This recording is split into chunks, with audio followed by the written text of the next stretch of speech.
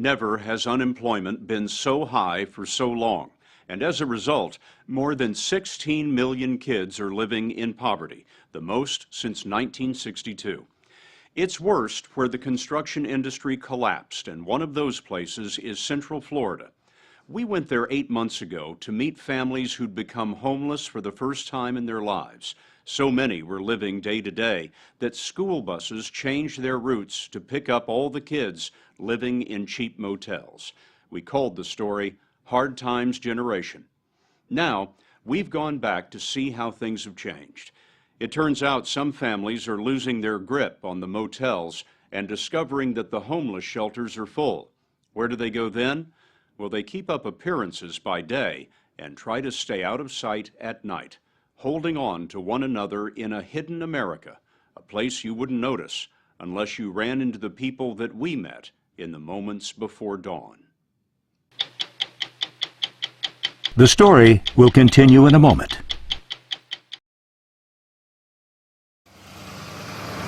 Time has carried us into uncharted territory.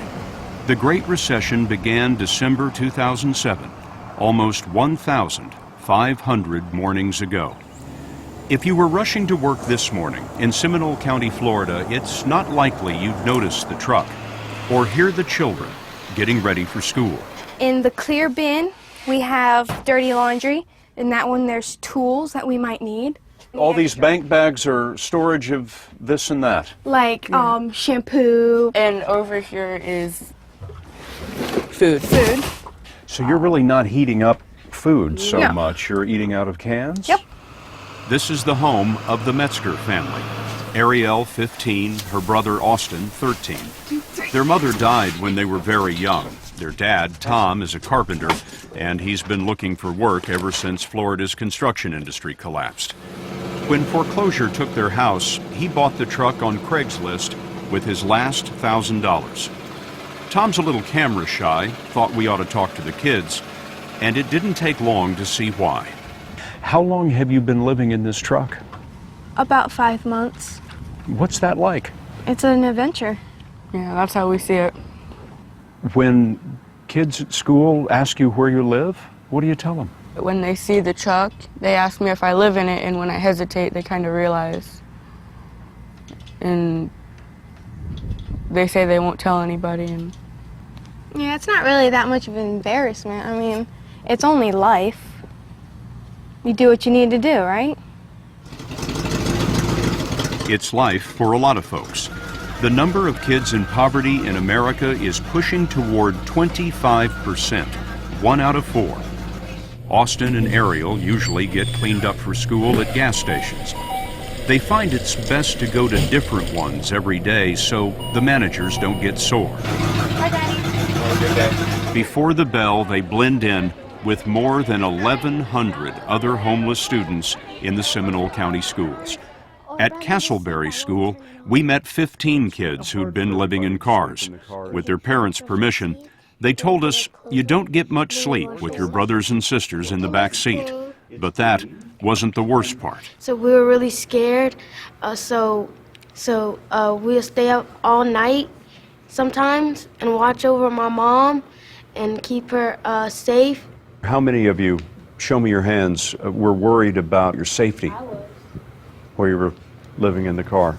To me, it was scary because I thought something was either going to happen to my mom or my grandfather or my dad or me. We weren't staying in a very good neighborhood, like where the car was parked, and someone came up and robbed my aunt for the little bit of money that we had. Well, I worried that someone would just break in and steal my mom's purse. Jade Wiley is 8 years old.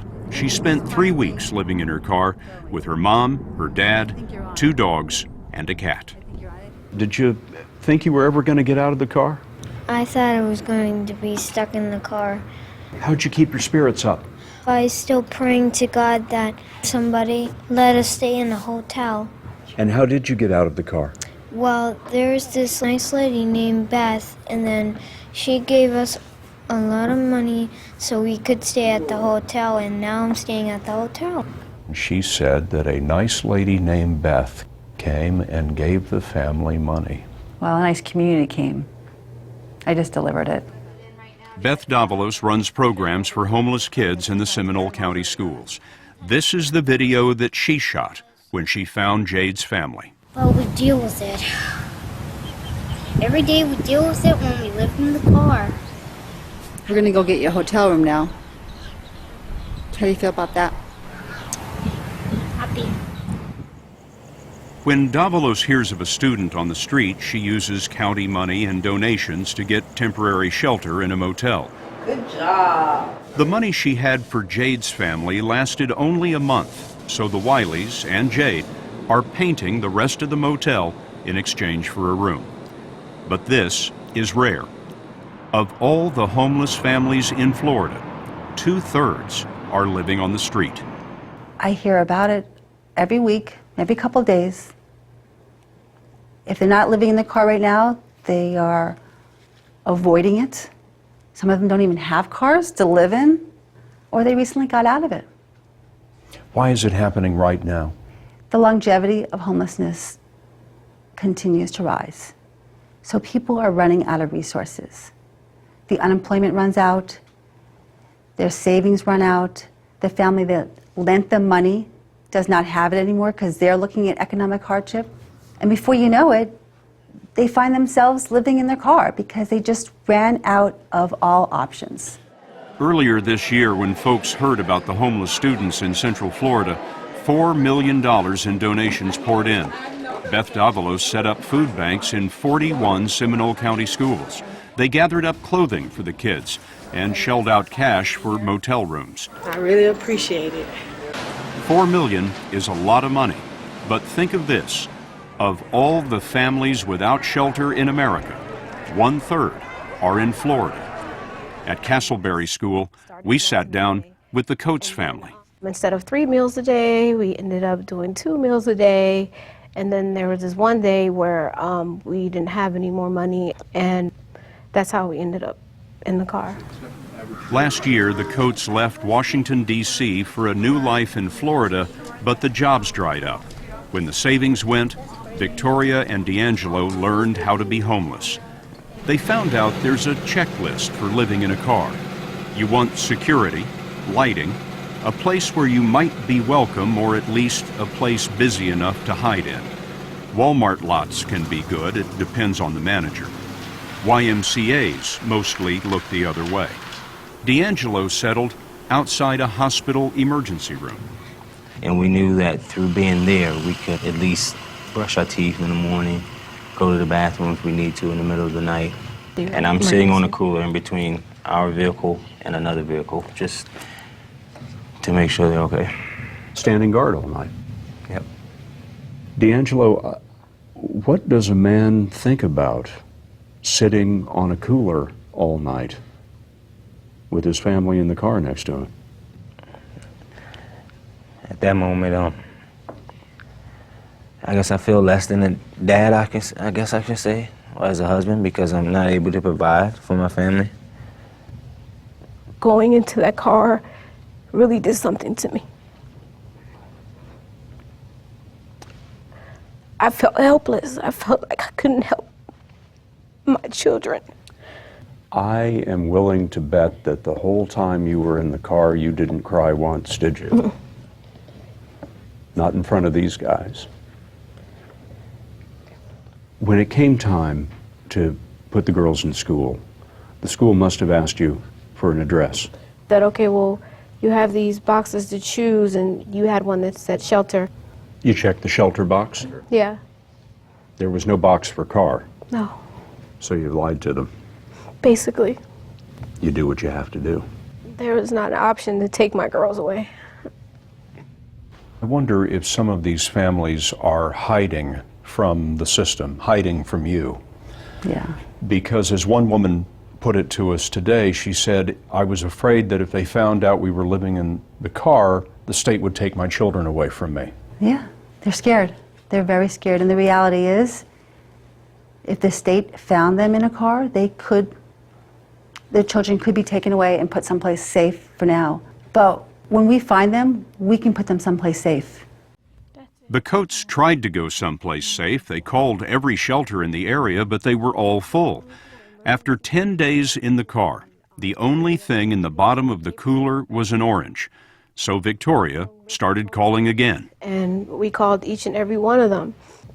And then I got to the last one, which was Orlando Rescue Mission. And I called and the lady said, "We have programmed for your entire family." You must have thought you weren't hearing right. Yeah. How close did you come to running out of gas on the way to the rescue mission? We had like maybe a quarter tank before the E. So really all you had to your names at that point was a quarter of a tank and an orange. That's right. It wasn't long after the family made it into the shelter that D'Angelo found a job. He's manhandling garbage cans and proud to have the work. Hard work. Well, hard work's good for you. I'm thankful to have a job. With help from his employer, they hope to get Jamie, Jamia, and Jayla in a home of their own by Christmas. What do you know now that you didn't know before you lived in the car? I know to be grateful that you have your family and that my mom is really, really, really protective. Protective because there is a ferocity that comes with being a parent on the street. Hiding the kids from cops and criminals, watching options grow shorter, the days longer, and the nights are just stubborn, sitting on a cooler, waiting for the sun. One threat to a family out here is idleness, so the folks that we met fill the days with every free and normal thing. After school, the Metzgers drive their truck to the library.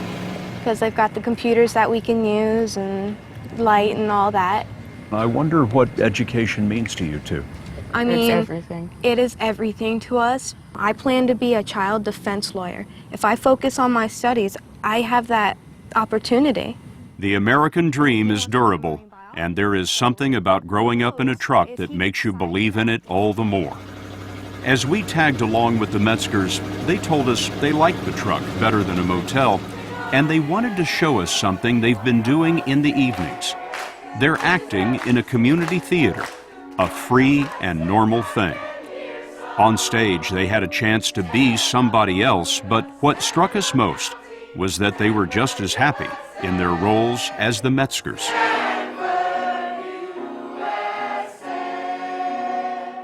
Before the truck, I always saw all these homeless people and I would feel so bad for them.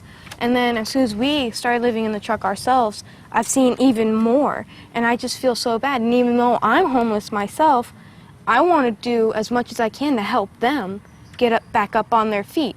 You sound very adult to me. She is. She likes to take over. And you too, a little bit, Austin. You had to grow up pretty fast. Yeah. Yeah. Every time I see like a teenager or any other kid fighting with their parents or arguing with them and like not doing what they're told, it really hurts me because they could be in my shoes, and of course I don't want them to be in my shoes, but they need to learn to appreciate what they have and who they have in their life because it may be the last day they might have it.